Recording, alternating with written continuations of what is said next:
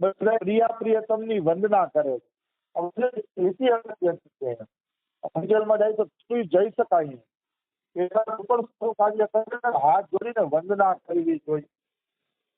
નમસ્કાર, પ્રિયતમને નમસ્કાર, વંદના કરે એવી વસ્તુ. જેમ ઓલી આરાધનામાં છોકરીઓ કેમ રાસ લીલા ચાલુ થાય પેલા દંડવત લગાવે, દંડવત લગાવીને પછી નાચવાનું ચાલુ કરે, તો એ શિષ્ટાચાર કહેવાય. તમારા આચાર્ય ગુરુ કે ભગવાન સામે બેઠા હોય અને શિષ્ટાચાર વગર તમે તમારું ઓલું ચાલુ કરી દો તો એ સારું ન કહેવાય. એવી વાત છે.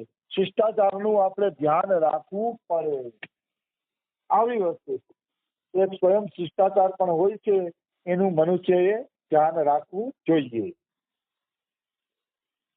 આવી વસ્તુ છે. તો પ્રિયાજુ કે છે સ્વીકાર છે કે મને. પછી બધા વંદના કરે છે, રાધા કૃષ્ણની વંદના કરી અને પ્રત્યેક સંગીતના સાધનને સ્પર્શ કરીને પ્રણામ કરે. કારણ કે ઈ પણ એના માટે શું કે સહયોગી છે, એટલે આદર પાર્ષદ છે ભગવાનને, એટલે એટલો આદર તો હોવો જોઈએ. આવી વસ્તુ છે. સંગીતના જે સાધન છે ને,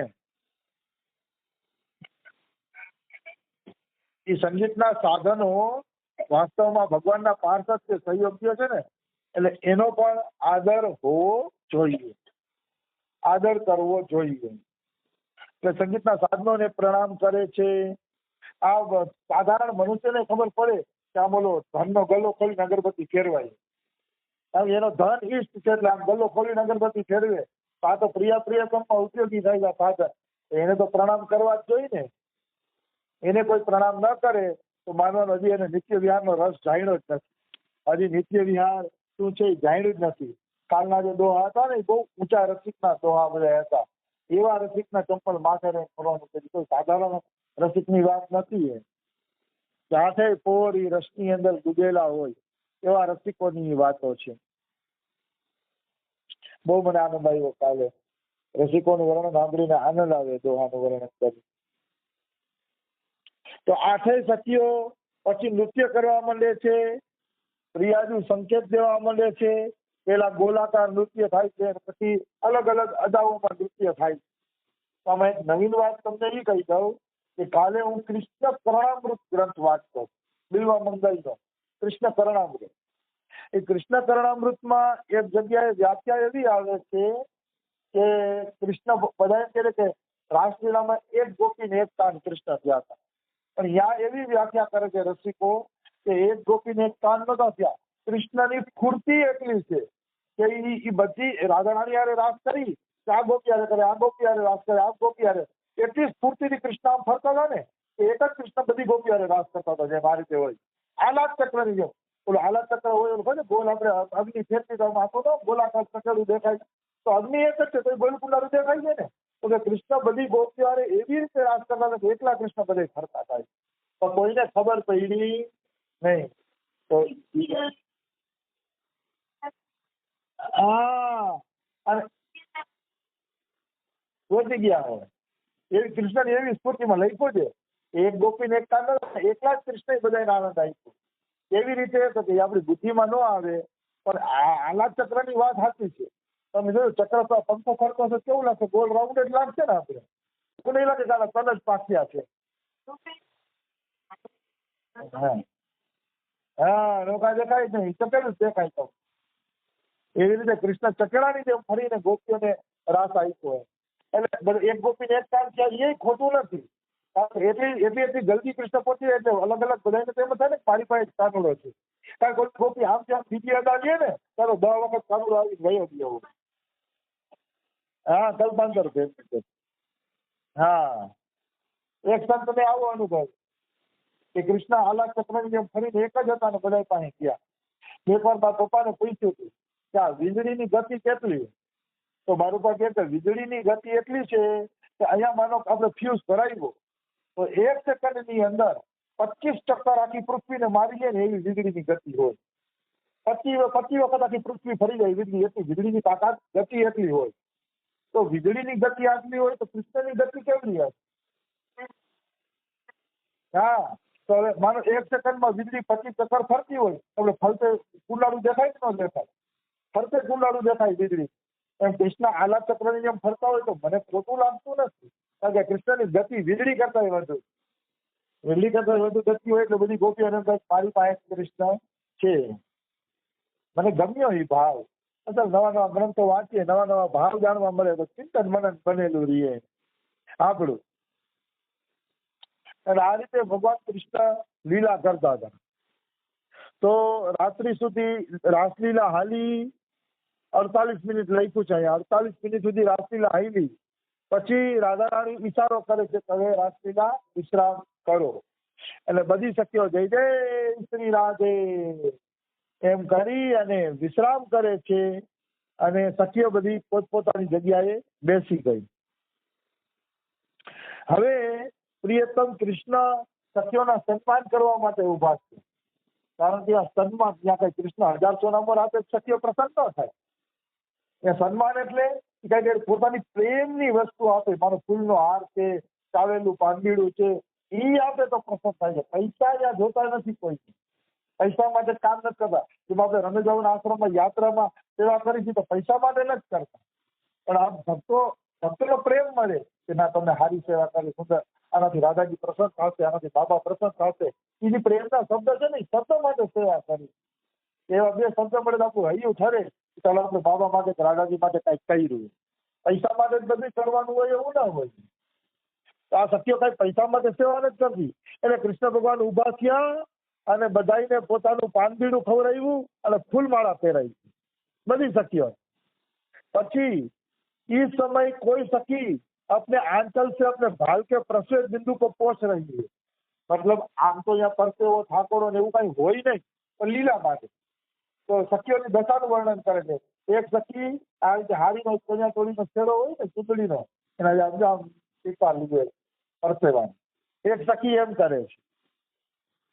ઉનાળામાં બાબાની આરાધના પૂરી થાય ને તેવું જોવા મળે.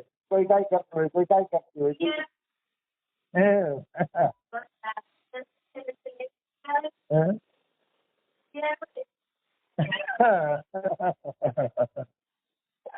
સાચી વાત છે.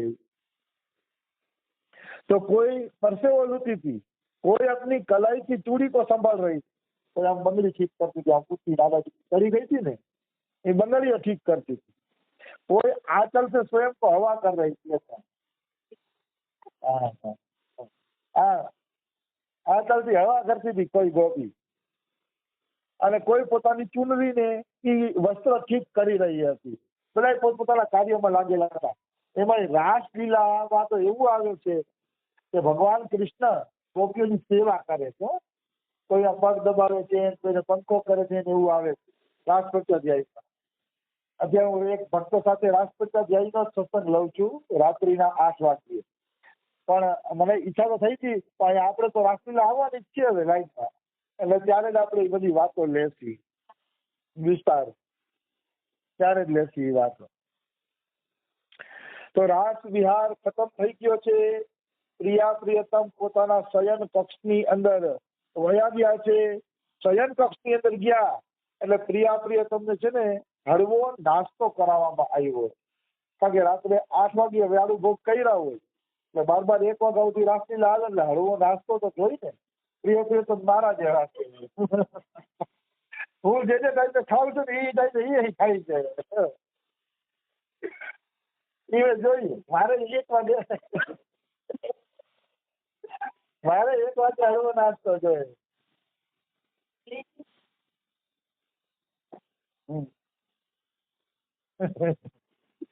હું બી ગયો બી જાય ને છોકરો.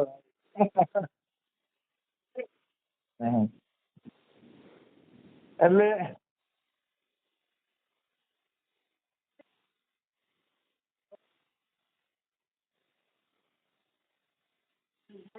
તો પ્રિયા પ્રિયતમને રાત્રે હળવો નાસ્તો સખીઓ કરાવે છે અને પછી પ્રિયા પ્રિયતમ શયન કક્ષમાં ગયા. એટલે 1/2 કલાક 2 જણા સૂતા છે, 1/2 કલાક થઈ ગઈ. 1/2 કલાક પછી કૃષ્ણ ભગવાન ઉભા થયા ચૂપચાપ. શું કામ ઉભા થયા? આજે નવીન લીલા કરવી એટલે ઉભા થયા. ચૂપચાપ ઉભા થઈ અને કૃષ્ણએ જોયું કે રાધા રાણી નિંદ્રામાં ડૂબેલા છે, ઓઢેલા છે.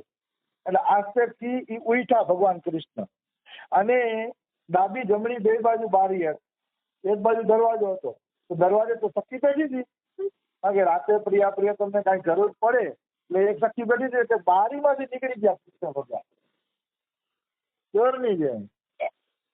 કારણ કે આ તો સખી બેઠી હોય તો પછી ઈ રસ લેવા ન દે, એટલે બારીમાંથી નીકળ્યા ભગવાન કૃષ્ણ. તારે નીકળી અને લલિતાજીનું રૂપ ધારણ કરી દીધું.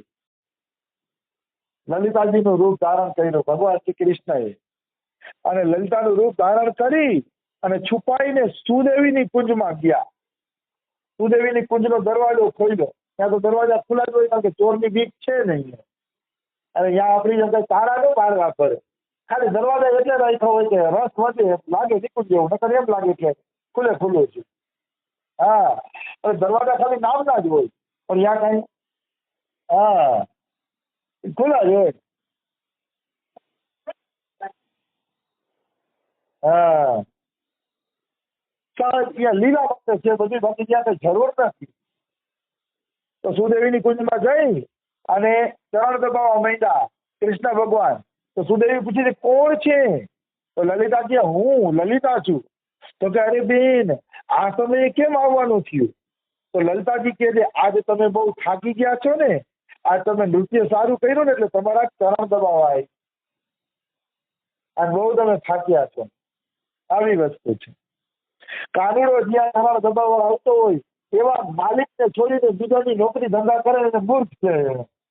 સર્ટિફિકેટ આપી દઉં કે હા, માલિક નોકર બની જાય એવા ભગવાનને છોડીને હું સંસારમાં નોકરી ધંધા કરવાના હોય કે હાજી કરવાની હોય. લાખ રૂપિયા પગાર દે તો કહી દે જા ભાઈ તારી નોકરી નથી જોતી, હાજી તો તારી કરવી ને અમારે, ધંધો જ ખોટો હોય. હા, એવી વાત છે. ખાલે ખાલો આના જેવી મજા નથી. તો હું તને તારા ચરણ દબાવવા આવી છું. તો સુદેવી કે શું આ યોગ્ય છે? એટલે તમે મોટી સખી છો, લલિતા છો, તો આ યોગ્ય છે? તો લલિતા કે સ્ટોર મત કરો, ચૂપચાપ લેટી રહો, મેં કેવલ થોડી દેર પેર દબાવતો, એટલે હું મોટી સખી છું તો આદેશ પાસ, ચૂપચાપ બેસી રહે, કાંઈ ચિંતા કરવાની જરૂર નથી. તો કે તો વાંધો નહીં. પછી લલિતાજી ચરણ દબાવવા માંડ્યા. હું તો બહુ માનતો ઘણો થયો. હા ભાઈ તમારી ઈચ્છા હોય